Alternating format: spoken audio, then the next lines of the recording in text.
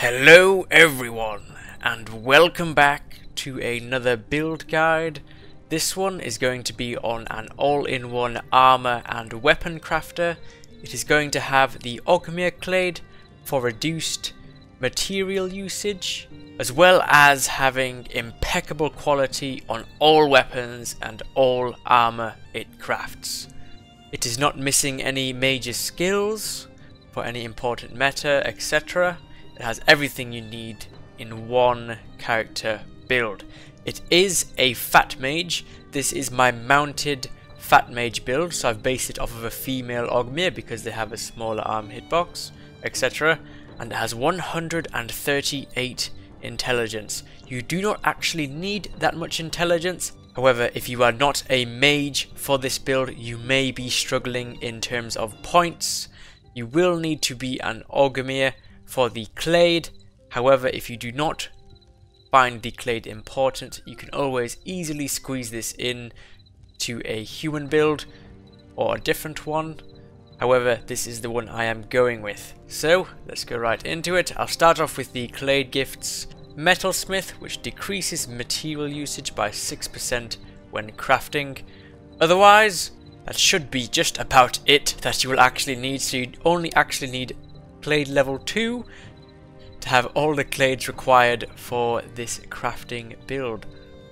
In terms of the skills, to have all the skills at 100, we do have an amulet equipped for 25 more armor crafting. This can be armor crafting or weapon crafting on an amulet.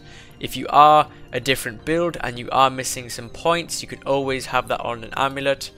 This could be a 40 armor crafting, 40 weapon crafting amulet, or something crazy if you wanted it to be, depending on what your build is and how you want to build it up. This is just a nice, easy budget build that I'm going with. Let's lower armor crafting back down, and we are within the limit for profession points. We have armor crafting at 100, soft armor crafting at 100, laminated armor crafting at 100, and plate armor crafting at 100. These are all self-explanatory. Everything underneath them we're going to have at 100. That is to have the maximum durability, etc. You could lower these to 70, but I wouldn't recommend it. Armor can break on you, and it's very important to get the most durability out of your gold. Next we have material law. This is going to be at 100, animal materials at 100, everything below it at 100, scales law at 100, and everything below it at 100 as well. Make sure you level iron fur law, that's a very important backing for armor. Panzer scales will be the best material you can use for swords and dagger grips to increase the weak spot chance and have maximum durability on them. We will not use scales on polearms. It makes them too heavy for the increase in durability, and they do not benefit from weak spot. Instead, you will be using fur on your polearms as a grip.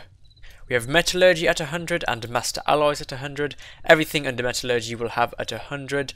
We're going to go with chroline oghmir law at 100. That is to make the meta weapons and armor. Textile law will be at 100. This is with the amulet. If you do not want to run an amulet, or say your build is a bit different, you can lower textile law down to 70. Textile law is not actually that important. It's not used in any weapons whatsoever, so all your weapons will still be impeccable.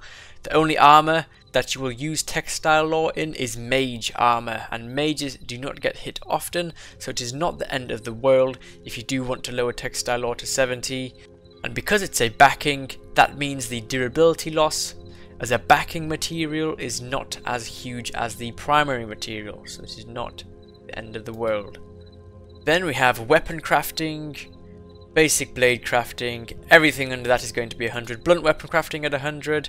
Everything under is going to be at 100, as you can see down here. Just straight up maxing out all the relevant skills for crafting.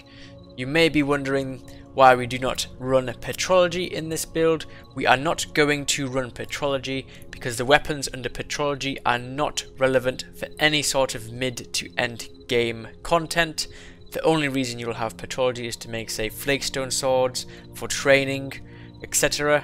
You may think of using flakestone in your polearm handle material. However, incisium is just about the exact same. As you can see here, the difference in weight is almost nothing. It is quite negligible.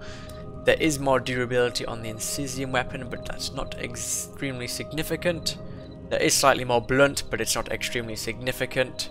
Incisium is a completely fine alternative to Flakestone.